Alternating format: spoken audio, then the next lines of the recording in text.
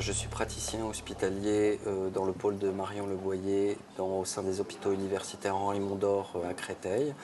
L'objectif de ma présentation aujourd'hui sera d'aborder la question des traumatismes dans l'enfance comme facteur de susceptibilité aux troubles bipolaires et à la schizophrénie. Donc j'aborderai au cours de cette présentation différents aspects. Une question un petit peu large qui est celle de quels stress précoces peuvent être identifiés comme facteurs de susceptibilité dans la schizophrénie et les troubles bipolaires, puisque c'est principalement ces pathologies-là que je ciblerai compte tenu du titre. Et j'arriverai assez rapidement à la question spécifique des traumas dans l'enfance chez les patients souffrant de schizophrénie et de troubles bipolaires, pour vous montrer les résultats qui existent en termes d'association au risque de développer un trouble bipolaire ou une schizophrénie, et des données qui concernent essentiellement l'abaissement du seuil de déclenchement de ces pathologies et qui concernent les associations avec les âges de début précoce ou la transition psychotique. J'aborderai ensuite des mécanismes qui sont un peu plus larges, non spécifiques du trouble bipolaire et de la schizophrénie, et qui concernent finalement les mécanismes par lesquels l'exposition à des stress précoces pourrait médier une susceptibilité à la pathologie psychiatrique de manière générale. Et pour finir, avec un point d'interrogation, je parlerai des implications cliniques. On verra que sur le plan clinique, il y a quelques implications et que sur le plan thérapeutique, on reste encore relativement pauvre avec des choses à codifier. Je débuterai par juste le rappel de cette étude qui est une étude de Liechtenstein publiée en 2009 et qui est une étude que vous connaissez pour la plupart d'entre vous et qui a étudié donc des données sur registre en Suède et qui sont des données qui concernaient une population très large nationale de patients souffrant de troubles bipolaires et de schizophrénie et qui redémontraient, donc c'est la partie jaune, enfin orange, rouge, que bien entendu il existe une part génétique dans ces pathologies, mais que la partie en bleu, qui correspond aux facteurs environnementaux de susceptibilité, est non négligeable, probablement partagée entre la schizophrénie et le trouble bipolaire, et donc ce qui conditionne toute l'exploration des facteurs environnementaux à l'origine de ces pathologies. L'équipe de Bart Rutten et de Jim Van Os en 2009 avait publié un papier de revue qui visait à lister les différents facteurs environnementaux de risque, on va dire à l'émergence d'une psychose, puisqu'elle concernait donc ce qu'ils avaient appelé les troubles psychotiques majeurs, donc qui étaient à la fois les troubles bipolaires avec caractéristiques psychotiques, la schizophrénie, mais un spectre un petit peu plus large. Et vous voyez sur cette diapositive, en fonction des séquences neurodéveloppementales, les différents facteurs environnementaux de susceptibilité qui sont censés jouer un rôle dans l'émergence de ces troubles psychiatriques. Donc vous avez des choses qui sont très précoces, même anténatales, qui sont par exemple l'âge paternel, et ensuite vous avez au fil du cours développemental du sujet des séquences d'exposition potentielle à certains facteurs environnementaux, dont les stress traumatiques, les facteurs de trauma dans l'enfance, mais qui s'intègrent de manière un peu plus générale aussi avec les notions de stress maternel par exemple. Donc, je ne détaillerai pas ces facteurs environnementaux, même si on peut considérer qu'ils représentent tous des facteurs de stress au sens large, pour cibler de manière assez spécifique la question des traumatismes dans l'enfance, qui ont été dans la littérature et pour beaucoup de pathologies psychiatriques évalués de manière extrêmement différente, avec des méthodes qui peuvent être des méthodes par exemple indirectes, où on va étudier l'exposition dans des sujets, chez des sujets malades comparativement à des sujets contrôle pour des événements de vie type décès d'un parent, séparation maternelle précoce, qui sont des façons assez indirectes de mesurer des stress précoces. Il y a d'autres données qui peuvent considérer des facteurs traumatiques qui existent parmi les pairs et qui sont par exemple les facteurs traumatiques concernant les conduites de harcèlement auxquelles le sujet a pu être exposé et qui montrent que par exemple les sujets qui souffrent de pathologies psychiatriques peuvent avoir subi dans leur enfance plus de conduites de harcèlement dans le milieu scolaire. Ensuite, on rentre dans des méthodes qui sont des méthodes d'évaluation qui sont beaucoup plus spécifiques et qui recourent pour la plupart à des questionnaires. Donc, je vous ai indiqué 4 exemples de questionnaires qui sont utilisés assez classiquement dans la littérature pour évaluer ces éléments traumatiques précoces. dont le CTQ que un certain nombre d'entre vous, voire beaucoup, connaissent bien et qui s'impose, on va dire, dans la littérature comme étant un gold standard de l'évaluation rétrospective des traumatismes dans l'enfance. Donc c'est un questionnaire, le CTQ, qui a été développé par Bernstein. Je le redécris juste brièvement pour ceux qui ne sont pas familiers avec ce questionnaire. Donc Bernstein l'a validé en 1994, on dispose d'une version française validée par une équipe canadienne. L'intérêt, c'est qu'il propose d'évaluer rétrospectivement, donc la plupart du temps chez des sujets adultes, par auto-questionnaire, l'existence d'un certain nombre de traumatismes dans l'enfance, qui sont des traumatismes du registre de la négligence, c'est-à-dire ce que le sujet aurait dû recevoir et qu'il n'a pas reçu, et du registre des abus, c'est-à-dire ce à quoi il a été exposé, auquel il n'aurait pas dû être exposé. L'intérêt de ces questionnaires, c'est qu'il permet une approche relativement fine d'un certain nombre de traumatismes du registre émotionnel, du registre physique et du registre sexuel, avec donc les négligences émotionnelles qui sont essentiellement, on va dire, les carences de maternage, d'environnement enrichissant, avec un support important de la part de la famille. Les abus émotionnels qui sont essentiellement les conduites d'humiliation, de dénigrement, les insultes répétées qui ont été proférées vis-à-vis de l'enfant. Les négligences physiques qui sont plutôt les carences de soins, les carences alimentaires également, les carences par exemple au niveau de l'hygiène, un enfant qui n'avait pour lequel les parents n'apportaient pas de soins d'hygiène, etc. Les abus physiques sont les conduites maltraitantes physiques et les abus sexuels, tout ce qui tourne autour de attouchement, viol, inceste, etc. Donc à partir de ces méthodes d'enregistrement des traumas de manière indirecte ou de manière directe à partir de questionnaires, on a des données dans la littérature qui sont maintenant extrêmement consolidées et qui montrent que l'exposition à des facteurs traumatiques dans l'enfance constituerait un facteur de vulnérabilité majeure à l'émergence d'un trouble bipolaire ou d'une schizophrénie à l'âge adulte. Je précise ici qu'on verra que c'est des choses qui sont en règle générale assez peu spécifiques et je vous montrerai des éléments de faible spécificité de ces associations un petit peu plus tard.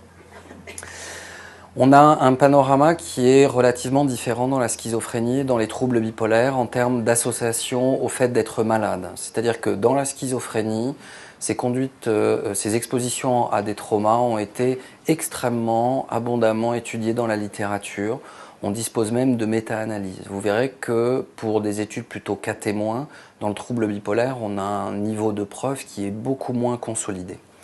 Donc on a l'intérêt pour la schizophrénie de bénéficier de la méta-analyse qui a été publiée en 2012 par Varèse et qui reprend l'ensemble des données de la littérature, cas contrôle, études cross-sectionnelles, études prospectives, qui associent l'exposition à des traumas à l'émergence d'un trouble psychotique et une schizophrénie à l'âge adulte.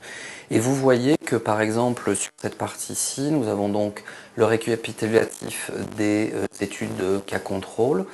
cas témoins, et vous voyez qu'on a un odds ratio d'association entre la schizophrénie et les traumas dans l'enfance qui n'est pas négligeable, puisqu'on a un odds ratio qui est proche de 3, ce qui fait que on se situe à un niveau qui est proche de celui qu'on considère comme étant associé par exemple aux consommations de cannabis. Je vous montrerai des données sur la transition psychotique qui sont intéressantes dans ce domaine-là. Et on a des résultats qui sont très similaires pour différents types d'études, donc tout ce qui est cross-sectionnel avec un odds ratio qui est aux alentours de 3, et quelque chose qui est très stable aussi avec un odds ratio à 2,75 pour les études prospectives, ce qui nous donne cet odds ratio de 2,78 lorsque toutes les études sont poolées. Ce qui est intéressant dans la publication de Varèse, c'est qu'ensuite il a essayé d'aller un petit peu plus loin dans la spécificité des sous-types de trauma, et c'est ce qui est probablement à l'heure actuelle le plus intéressant dans la littérature, c'est qu'il y aurait probablement certains sous-types de trauma qui conditionneraient peut-être plutôt certains traits ou certaines pathologies, et d'autres sous-types de trauma, d'autres traits ou d'autres pathologies. Globalement, cette analyse un petit peu plus fine n'était pas très, on va dire, constructive dans le sens où quand il regardait les sous-types de trauma, donc par exemple les abus physiques, les abus émotionnels, les abus sexuels, il retrouvait des résultats qui étaient à chaque fois très significatifs, avec toujours des risques augmentés d'un facteur 3 environ, à l'exception des facteurs qui étaient perte d'un parent de manière précoce, qui n'étaient pas significatifs, peut-être parce que c'est une méthode d'évaluation relativement macroscopique et indirecte, et probablement parce que peut-être le nombre d'études qui ciblaient ce facteur indirect n'était pas très important. Donc globalement, on retrouve en tout cas dans cette méta-analyse peu de spécificité par rapport à un sous-type de trauma particulier. On verra qu'il y a d'autres études qui vont dans un sens d'une plus grande spécificité, probablement des abus physiques dans la schizophrénie et des abus émotionnels dans le trouble bipolaire. Pour ce qui concerne ensuite l'association entre l'exposition au trauma et le trouble bipolaire, vous voyez que le paysage est très très différent puisqu'on n'a que 3 études, cas contrôle. Donc cette littérature est beaucoup moins dense, dont donc les études de Grandin, de Nirène et une étude de Marion Le Boyer qui montre, si Marion, c'est une étude, voilà, c'est une de tes études, et qui montre que ces 3 études, en tout cas, associaient les traumatismes dans l'enfance avec le risque de schizophrénie, avec les maltraitances considérées de manière globale, et déjà des choses qui émergeaient sur le plan des abus émotionnels dans l'étude de Nirène et qui montraient que peut-être c'était un sous-type de trauma beaucoup plus surreprésenté chez les patients bipolaires que dans la population contrôle. Et ces données avaient été revues par notre collègue Hélène Fischer en 2010. Donc sachant qu'en 2010, on avait un niveau de preuves qui était assez faible dans le trouble bipolaire, nous avons décidé de regarder ces données de CTQ dans la population de patients qui sont inclus dans le protocole de génétique à Créteil, à Nancy et à Bordeaux, et qui mettaient en évidence que le score de traumatisme, donc le score total de CTQ, était beaucoup plus élevé chez les patients souffrant de troubles bipolaires que chez des sujets sains, et ce de manière très significative. Ensuite, dans la même idée de certaines spécificités de sous-types de trauma, nous avons essayé de regarder si certains sous-types de trauma étaient en effet surreprésentés chez les patients comparativement aux témoins. Et globalement, vous voyez que les patients souffrant de troubles bipolaires décrivent plus de négligence émotionnelle, d'abus émotionnels, de négligence physique, d'abus physiques, et seulement une tendance sur les abus sexuels. L'étape d'après était de considérer tous ces traumas dans leur globalité dans des modèles qui considéraient l'ensemble des traumas, parce que souvent, malheureusement, quand vous avez été abusé sexuellement, il n'est pas rare que vous ayez été également abusé physiquement et émotionnellement. Alors, si vous êtes abusé émotionnellement,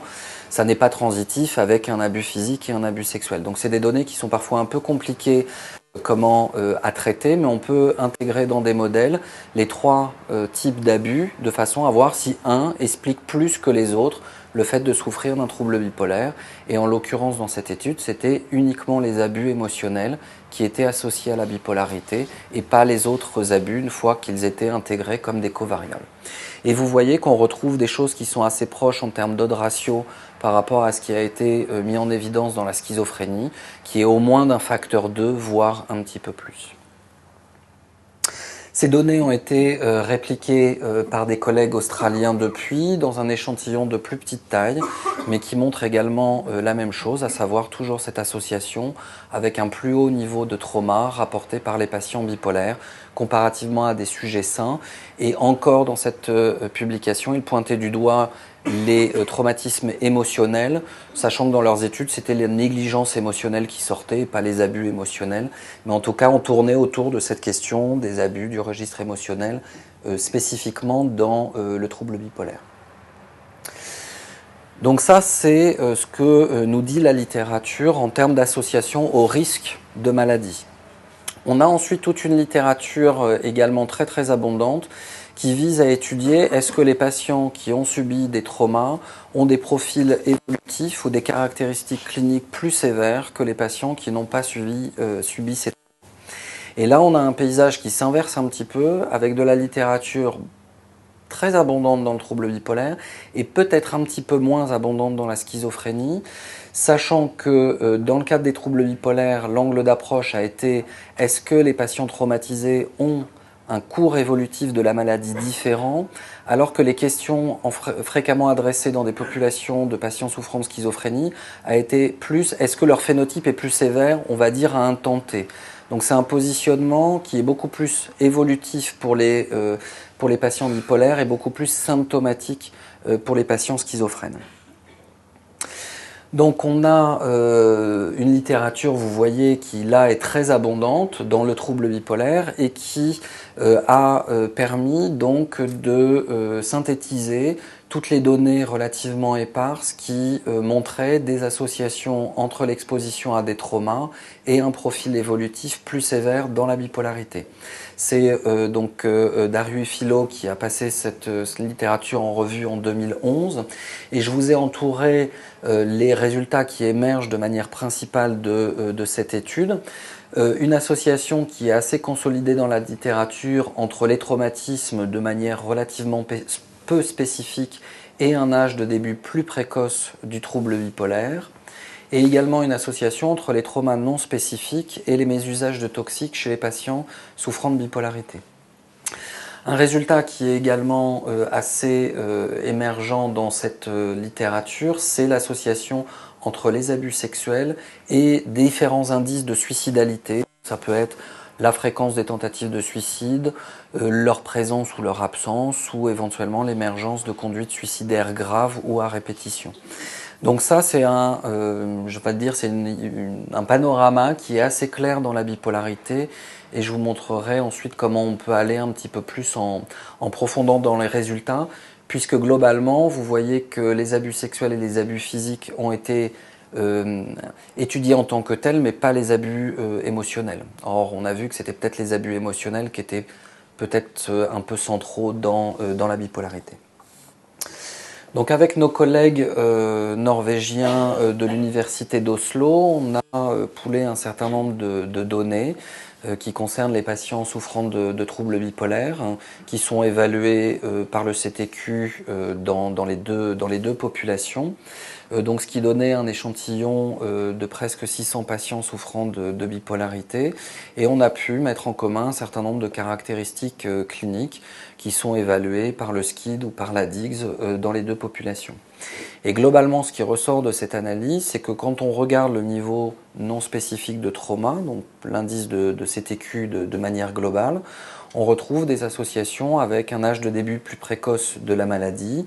des conduites suicidaires qui sont plus fréquentes, un mésusage de cannabis qui est également plus fréquent, et différents indices, on va dire, de profil plus instable de la pathologie, qui est plus d'occurrences et de rechutes dépressives, plus de rechutes d'hypomanie ou de manie, et également une existence plus importante et plus fréquente de cycles rapides. Donc c'est des sujets qui commencent leur maladie plus tôt, qui a des profils de sévérité du fait des mésusages de toxiques et des conduites suicidaires, et qui a un profil de plus grande instabilité. Donc tout ça, c'est bien quand on regarde le trauma, on va dire dans son ensemble, indépendamment des sous-types. Et ensuite, on a repris ces indices cliniques, donc les cycles rapides, la suicidalité et les mésusages de cannabis, pour regarder quels sous-types de trauma étaient préférentiellement associés à ces indices de sévérité. Et en l'occurrence, les traumas qui sont associés à cet indice de sévérité, ce sont les abus émotionnels et les abus sexuels. Donc quand on rentre les deux dans le modèle, les deux augmentent le risque de présenter cette évolution qui est plus sévère pour les patients qui souffrent de bipolarité. Dans la schizophrénie, je vous disais que la littérature avait abordé les choses de manière un peu différente, donc ça a été un abord plutôt, on va dire, symptomatique autour de la présence d'hallucinations, la présence d'idées délirantes, de troubles du cours de la pensée, de symptômes négatifs, avec des évaluations qui étaient faites sur on va dire des indices macroscopiques, et puis sur des indices plus fins, comme les abus physiques et les abus sexuels. Et vous voyez que c'est un paysage qui est un petit peu plus confus, à savoir que globalement les symptômes négatifs ont été soit rapportés comme étant non associés à la présence de trauma, mais que finalement ils ont été relativement peu étudiés dans la littérature, que ce qui a été plutôt étudié dans la littérature, c'est la présence d'hallucinations, et que cette présence d'hallucinations semblerait associée à un profil de traumatisme dans l'enfance. Mais vous voyez que le niveau de réplication des études reste globalement assez peu marqué et qu'on n'a pas encore de conclusion, on va dire, définitive sur ce profil symptomatique. Donc ça, c'était tout ce qui concerne, on va dire, les aspects essentiels autour du profil évolutif ou de la caractérisation un peu phénotypique de ces sujets qui ont été traumatisés. Ensuite, il y a un angle de la littérature qui est intéressant à décrire et qui est l'angle qui tourne autour de est-ce que les traumas dans l'enfance conditionnent des formes, on va dire, différentielles de mode de début, avec les données qu'on a sur le trouble bipolaire sur un début plutôt précoce, mais des données qui existent également sur la transition psychotique. Et donc, c'est les deux angles d'approche qui existent dans la littérature, l'impact sur l'âge de début des troubles bipolaires et l'impact sur la transition psychotique. Donc là, sur les troubles bipolaires, on a des données qui datent de 2006, qui sont celles de Leverich et de Post, qui montraient des choses assez intéressantes dans cet article, avec une comparaison entre des sujets qui n'avaient pas présenté d'abus physiques dans l'enfance et des sujets souffrant de bipolarité qui avaient présenté des abus dans l'enfance. Et vous voyez sur ce diagramme du cours évolutif que l'âge de début, en moyenne de 22 ans chez les non-abusés, est très différent de celui aux alentours de 15 ans chez les sujets abusés. Donc ce qui a conduit à l'hypothèse que probablement les traumas abaissaient l'âge de début des troubles bipolaires. Et au passage, pour faire un petit lien avec la conférence de Noémie Drancourt la semaine dernière, ils abaissent l'âge de début, mais ils sont visiblement aussi associés à une durée non traitée qui est majorée. Donc c'est, on va dire, à la fois deux façons d'être associés à un profil de sévérité, c'est que les débuts précoces sont plus sévères, mais ils sont aussi traités plus tardivement, ce qui fait que la maladie est plus sévère. Donc il y aura un espèce de double impact, à la fois en abaissant le seuil d'âge de début pour les patients bipolaires, mais également en retardant probablement l'identification, ce qui en fait probablement des formes avec des cours évolutifs beaucoup plus graves. Nous avons regardé des données qui sont des données similaires sur l'âge de début dans les troubles bipolaires. Donc c'est toujours la même cohorte franco-norvégienne. Et donc nous avons classé nos sujets en n'ayant pas présenté du tout d'abus dans l'enfance jusqu'à des sujets qui présentent des abus à la fois émotionnels, physiques et sexuels. Donc un gradient d'abus, et on voit que ce gradient d'abus correspond également à un gradient d'âge de début, avec un âge aux alentours de 26 ans, on va dire, en moyenne chez les sujets qui n'ont pas décrit d'abus dans l'enfance, comparativement à un début qui est légèrement en dessous de l'âge de 20 ans pour les sujets qui ont été exposés à de multiples formes de traumatisme. Donc probablement qu'on a cette donnée qui est d'abaisser le seuil de déclenchement chez des sujets qui sont vulnérables.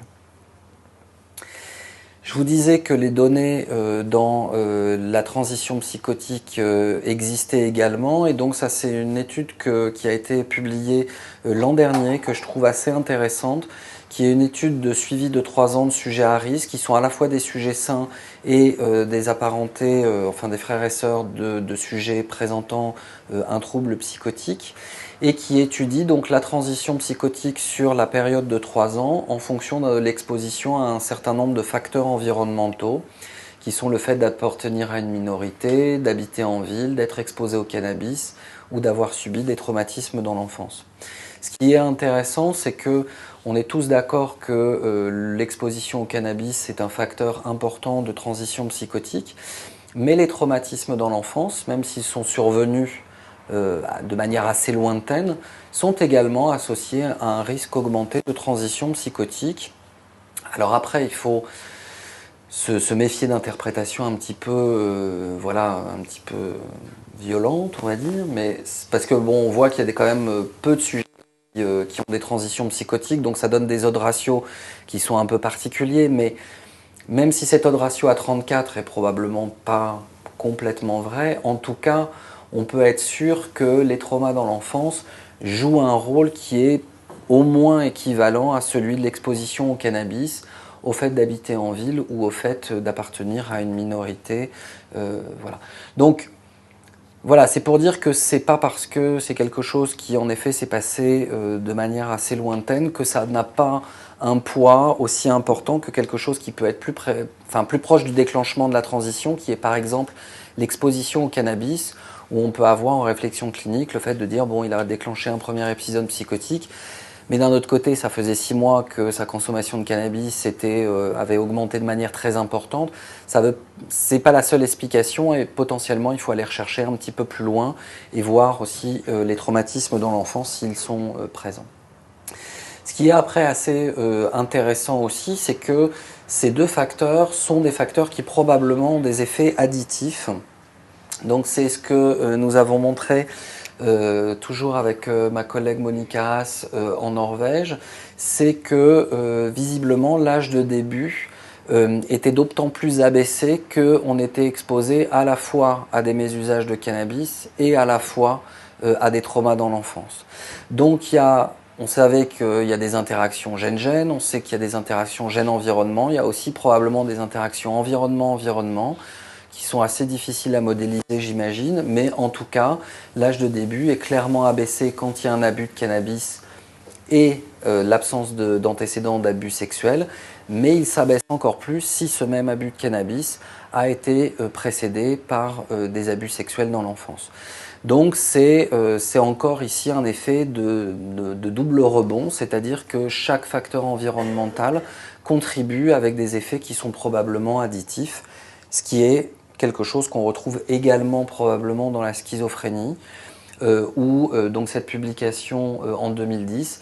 montrait une interaction additive des traumas dans l'enfance et de l'exposition au cannabis sur le risque d'émergence de symptômes psychotiques à l'adolescence.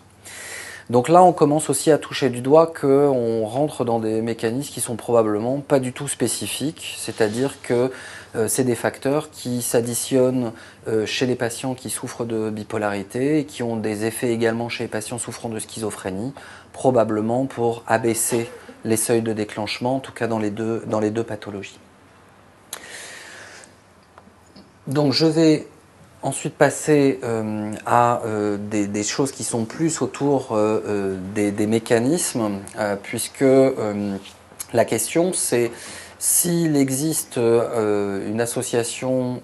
des traumas avec l'émergence de pathologies psychiatriques, on va dire de manière un peu générale, s'il existe également un impact sur l'abaissement du seuil de déclenchement, mais également sur le profil de sévérité de la pathologie,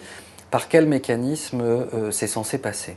Et il y a, alors là, une littérature dans laquelle on peut se perdre allègrement dans à peu près toutes les pathologies psychiatriques, y compris chez les sujets sains, y compris dans les modèles animaux de stress chronique, de stress précoce. Donc, je vais présenter juste quelques messages clés de grands mécanismes, on va dire, par lesquels l'effet des traumas est susceptible d'être médié. Donc il y a des données qui existent autour du cortisol et de tout ce qui est réactivité de l'axe cortico-surrénalien, tout ce qui tourne autour de la méthylation des gènes, tout ce qui tourne autour de l'immuno-inflammation, ça c'est pour faire plaisir à Marion. Mais on verra qu'il y a des données qui sont très intéressantes. Il y a beaucoup de données dans la structure cérébrale, dans à la fois des volumes de certaines structures cérébrales, mais aussi des profils d'activation, d'hyperactivation ou d'hypoactivation de certaines structures cérébrales. Quelque chose que je n'aborderai pas ici, parce que pareil, c'est une littérature très abondante, c'est les interactions gène-environnement, puisqu'après on peut à peu près coupler tout, c'est-à-dire le CTQ, l'ensemble du génome et l'ensemble des outputs cliniques qu'on étudie. Les premiers résultats qui sont des résultats encore contradictoires dans la littérature sont les résultats qui tournent autour de l'exposition au trauma dans l'enfance et la réactivité du cortisol mesurée à l'âge adulte. Et qui est une donnée assez importante et qui montre que l'exposition à des traumas précoces aurait des effets qui dureraient probablement très longtemps dans la vie et qui seraient observables très à distance de l'exposition aux facteurs de stress. Donc ici, vous avez une étude qui est réalisée chez des sujets jeunes, qui sont des sujets sains, donc ce n'est pas des sujets souffrant de bipolarité ou de schizophrénie. Et le design est assez simple, c'est d'examiner l'élévation du cortisol le matin chez des sujets qui ne présentent pas de traumatisme et chez des sujets qui ont présenté des traumatismes dans l'enfance. Vous voyez que cette élévation chez des sujets non traumatisés suit un profil qu'on voit de manière habituelle chez des sujets sains, mais qui est un profil qui est altéré chez des sujets qui présentent des traumatismes dans l'enfance. Il y a des données qui sont des données par exemple de Lisa Carpenter sur le cortisol qui vont exactement dans le sens inverse. C'est-à-dire qu'au contraire d'une hypersensibilité du cortisol maternel, on aurait du cortisol matinal, pas maternel, on aurait au contraire une hyposensibilité pendant les situations de stress. Par contre, avec un rebond extrêmement important à la fin de l'exposition au stress. En tout cas, toutes ces données montrent que l'essence et les spécificités de modification de ces profils de sécrétion du cortisol sont encore à définir, mais qu'en tout cas, elles sont de manière assez répliquée montrées comme étant différentes chez des traumatisés et des non traumatisés. Donc un événement stressant, même ancien, est a priori susceptible d'avoir un impact sur le cortisol et la sécrétion de cortisol à l'âge adulte. Les données qui concernent les marqueurs de l'inflammation, donc on bénéficie depuis l'an dernier d'une revue qui a été proposée par Coelho et qui montre l'association entre l'exposition à des traumas dans l'enfance et un certain nombre de marqueurs inflammatoires mesurés à l'âge adulte. Donc c'est une littérature qui inclut des sujets souffrant de troubles unipolaires, de schizophrénie, des états de stress post-traumatique, de la dépression, mais également, ce qui est intéressant, chez des sujets sains et également dans des pathologies qui sont des pathologies non psychiatriques. Et cette revue de la littérature trouve des associations qui ne sont pas forcément très consolidées avec les taux d'IL6, puisque vous voyez qu'il y a des études qui ne montrent pas d'association, d'autres qui en montrent. Le profil sur TNF-alpha est probablement assez similaire, assez contrasté. Par contre, sur le marqueur de la C-réactive protéine, on a par contre la majorité des études qui ont montré une corrélation entre l'exposition à des traumas précoces et une augmentation des taux circulants de CRP. Donc les auteurs ont envisagé le fait que l'exposition à ces traumas dans l'enfance précoce créerait des états micro-inflammatoires chroniques qui pourraient eux-mêmes conditionner des facteurs de susceptibilité à de la maladie ou à des profils d'expression plus sévères.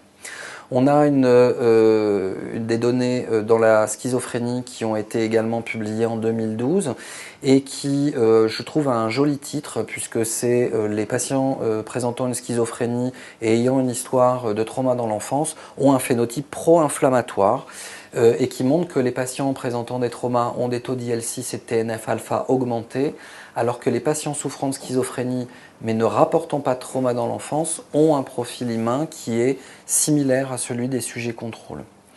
Donc, ces aspects micro-inflammatoires sont probablement importants dans l'effet des traumas sur ce qui se passe à l'âge adulte. Et toujours, l'équipe de Carpenter a mesuré les taux d'interleukine 6 au niveau plasmatique après une situation de stress chez des sujets sains sans psychopathologie, en fonction du fait qu'il n'ait pas décrit de trauma dans l'enfance et le fait qu'ils décrivent des traumas dans l'enfance. Donc vous voyez déjà qu'avant la situation de stress, les patients, ce ne sont pas des patients, les sujets traumatisés ont un taux d'IL6 qui est sensiblement différent de celui des sujets non traumatisés, mais qui après la situation de stress augmente de manière extrêmement importante et beaucoup plus importante que les sujets non traumatisés. Donc globalement, ça montrerait aussi que cette réactivité de la production de certains marqueurs inflammatoires serait conditionnée dans les situations de stress, bien entendu, mais en lien avec ce qui s'est passé dans l'enfance et ce qui est probablement en lien avec ce qui se passe au niveau du cortisol, puisqu'on imagine bien que les choses, en tout cas, sont dans des boucles de régulation extrêmement proches. Les données qui sont également très importantes dans la littérature et très nombreuses, c'est tout ce qui va tourner autour de l'impact possible de l'exposition au trauma et les modifications du génome. Donc globalement, ces modifications du génome passeraient par la méthylation des gènes. Donc je suis loin d'être un champion en méthylation, mais globalement, il existe des îlots qu'on appelle des îlots CPG qui peuvent être non méthylés ou méthylés. Lorsque les îlots CPG sont méthylés, globalement, ça va tendre à réduire ou à réprimer l'expression du gène et donc à aboutir à une diminution de synthèse de la protéine qu'on est susceptible de fabriquer avec ce gène. Et lorsque vous tapez dans des moteurs de recherche type PubMed, trauma dans l'enfance et méthylation, vous avez une littérature qui est extrêmement abondante qui sort avec beaucoup de gènes candidats, on va dire, dans les troubles bipolaires et la schizophrénie, comme le BDNF, la COMT, le transporteur de la sérotonine. Mais vous avez aussi beaucoup de données qui sortent dans des pathologies non psychiatriques, par exemple dans l'obésité. Et je vous présenterai juste cette étude parce qu'on ne peut pas aborder toutes les études, mais donc c'est une étude qui a été réalisée par Nader Perrou dans l'équipe de Alain Malafosse. Donc on n'est pas dans de la bipolarité ou de la schizophrénie, on est chez borderline et troubles unipolaires. Et globalement, c'est le niveau de méthylation d'un récepteur au glucocorticoïde qui a été étudié en lien avec le niveau de traumatisme rapporté par ces sujets. Vous avez ici donc le nombre de traumatismes, donc c'est évalué avec le CTQ, donc on peut avoir entre 0 et 5 sous-types de trauma, et vous voyez que vous avez une relation qui est relativement linéaire entre plus de traumatisme dans l'enfance et un niveau de méthylation qui est augmenté. Et après, c'est valable pour les différents îlots CPG, puisqu'on peut avoir différents îlots CPG, où à chaque fois, les sujets qui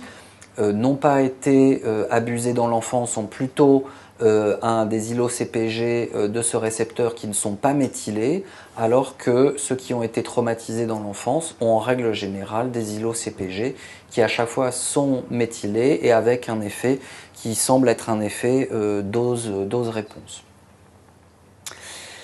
Les données sur toujours comment les traumas pourraient modifier un certain nombre de pathologies ou de comportements, c'est tout ce qui va tourner autour de l'imagerie cérébrale, donc pareil avec beaucoup de données dans la littérature. J'ai cité juste cette étude parce qu'elle est relativement récente et elle ciblait principalement des troubles de l'humeur, mais qui montrait que globalement, lorsque on étudie le volume de certaines structures cérébrales, notamment par exemple ici l'hippocampe, les sujets traumatisés présentaient des volumes de l'hippocampe qui étaient significativement différents du volume de l'hippocampe de sujets non traumatisés. Et donc qui probablement s'approche, on va dire, du substrat neurobiologique ou neuroanatomique par lequel les traumas s'expriment et génèrent un phénotype à l'âge adulte. On a aussi des études qui sont plutôt des études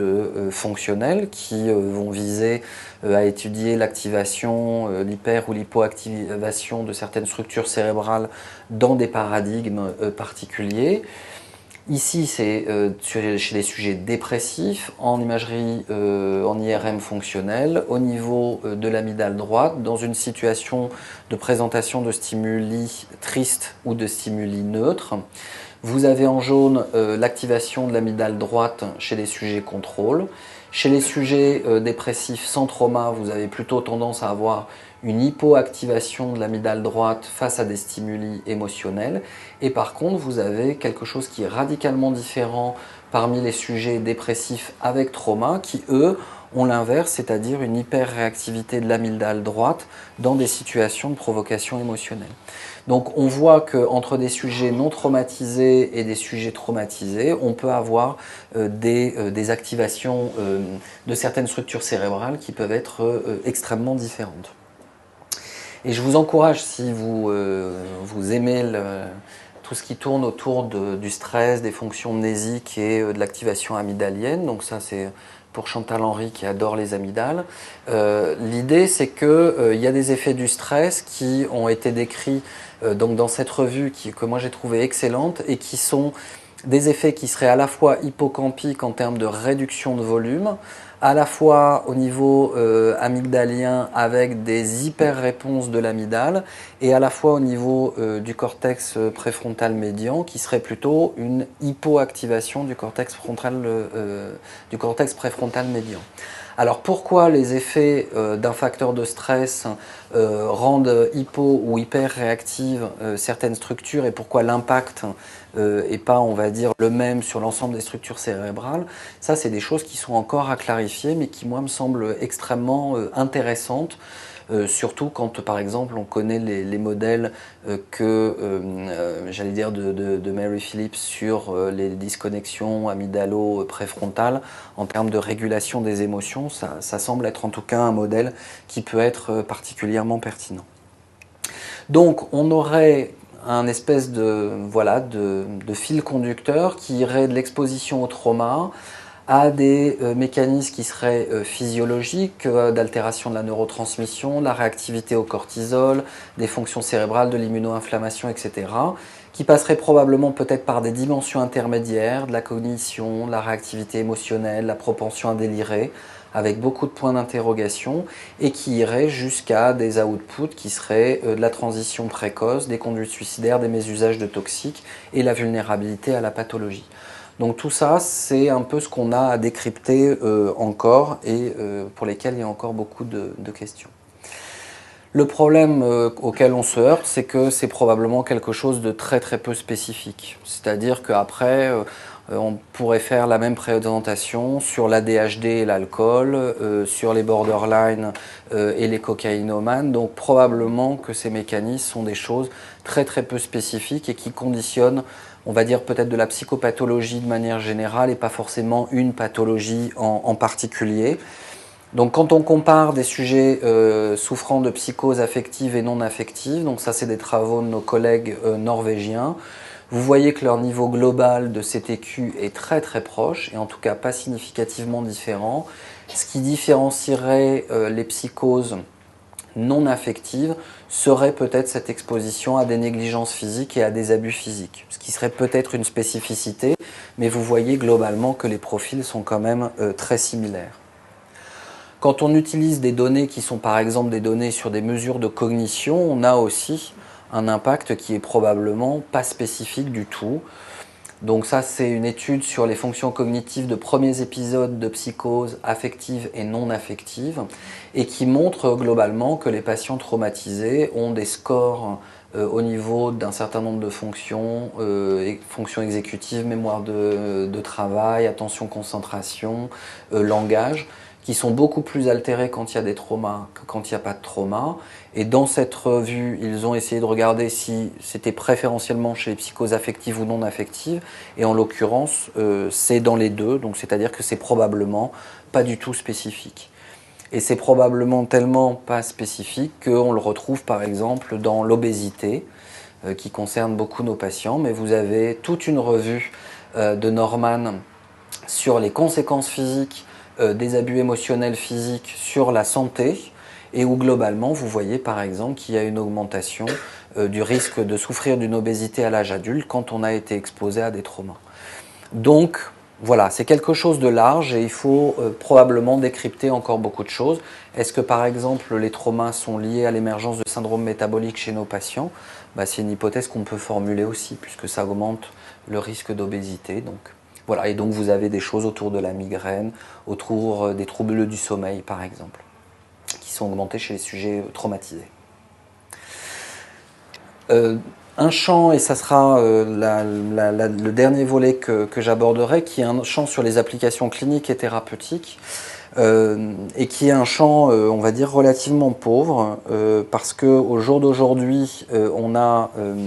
on va dire, des règles de surveillance ou des warnings qui doivent s'allumer dans notre cerveau quand on a certains profils de patients traumatisés, mais sur le plan des propositions thérapeutiques concrètes, on est pour l'instant un peu limité, en tout cas dans le domaine du trouble bipolaire et de la schizophrénie.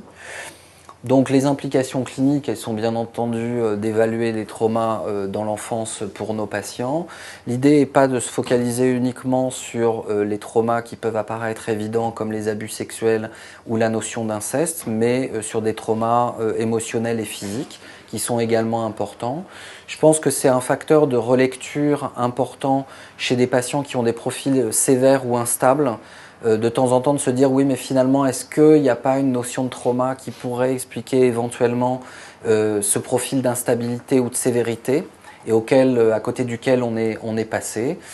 parce que les patients ne le décrivent pas forcément spontanément et puis il est parfois difficile de faire le lien entre un phénomène qui se passe à 35 ans avec, je sais pas, l'apparition de cycles rapides chez un patient bipolaire et des phénomènes qui nous semblent peut-être anciens et pas forcément en lien. Et bien entendu, le CTQ est un abord possible. L'entretien clinique, bien entendu, prime sur l'utilisation du questionnaire. Après, sur les implications thérapeutiques, c'est là où le champ est un peu ouvert et pas du tout défriché. C'est-à-dire que toute la littérature va venir essentiellement de la littérature des états de stress post-traumatique. Or, ce qui est assez surprenant, c'est que globalement, toutes les études des traumas, notamment dans les troubles bipolaires, disent que les traumas sont extrêmement sévères chez les patients qui souffrent de troubles bipolaires, mais en général ne génèrent pas un PTSD. Donc c'est quelque chose d'un peu particulier, c'est-à-dire que si on tire la clinique sous l'angle PTSD, on ne va pas trouver. Par contre, si on va répertorier les traumas, là on les trouve. Et la plupart des patients, si une fois qu'on sait qu'ils ont été exposés aux traumas et où on screen des critères de PTSD pour ces éléments traumatiques, la plupart du temps, il n'y en a pas. Donc on peut faire juste des extrapolations de ce qui peut fonctionner dans un PTSD et qui serait susceptible de fonctionner dans un état non PTSD d'un sujet bipolaire ou schizophrène traumatisé. Donc ça commence à devenir un peu complexe. Et globalement, donc, cette méta-analyse récente sur l'efficacité des traitements proposés dans les PTSD propose en première ligne les psychothérapies qui peuvent être des thérapies cognitives, d'exposition ou le MDR et un certain nombre de pharmacothérapies qui incluent principalement des antidépresseurs et la risperidone qui sort également dans ce type d'indication. Quand on essaye de regarder spécifiquement dans la bipolarité ou dans la schizophrénie ce qui aurait été essayé chez des patients qui présentent des traumas, et bien globalement la moisson est pauvre. Donc j'ai essayé avec EMDR. Donc la seule publication qui ressort sur EMDR et bipolaire, c'est l'EMDR utilisé chez un patient bipolaire. C'est pas deux, c'est un. Et vous voyez que c'est 2013, donc voilà. Et puis on a une étude pilote de l'EMDR dans les traumas, dans la psychose, avec une étude pilote publiée en 2012. Donc vous voyez que sur des approches par exemple EMDR, on n'a absolument aucune donnée pour dire ça fonctionne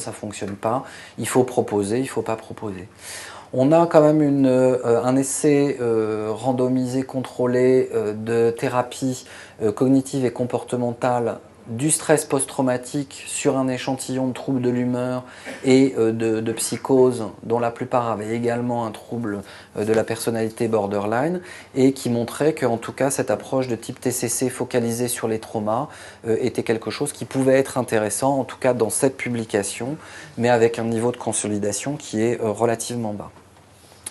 Donc ma première conclusion, c'est que ces traumatismes précoces et ces facteurs de stress sont extrêmement fréquents dans la population des patients souffrant de bipolarité et de schizophrénie, qui sont plutôt associés au cours évolutif du trouble bipolaire et à la sévérité des symptômes de schizophrénie,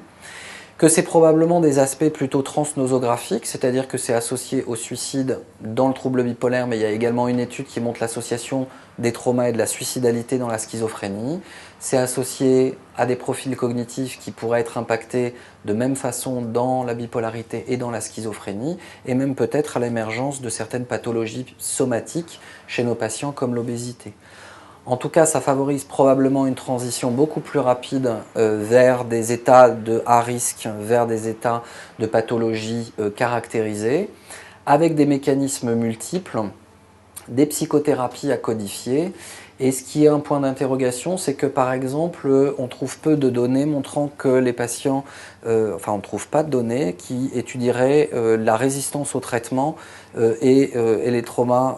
dans l'enfance. Et donc ça, c'est probablement un champ d'étude qui peut être intéressant. Et la dernière slide de conclusion, c'est une recommandation de lecture,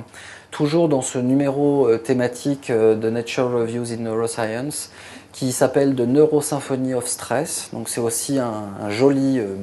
nom, et qui décrypte toutes les caractéristiques du stress en termes de durée, de type, de contexte, d'âge, etc., tous les médiateurs possibles et tous les effets présentés à partir de l'exposition à une situation de stress, de manière immédiate jusqu'à des modifications du génome à long terme. Et c'est une très jolie étude de revue de la littérature. Voilà, et je vous remercie pour votre attention.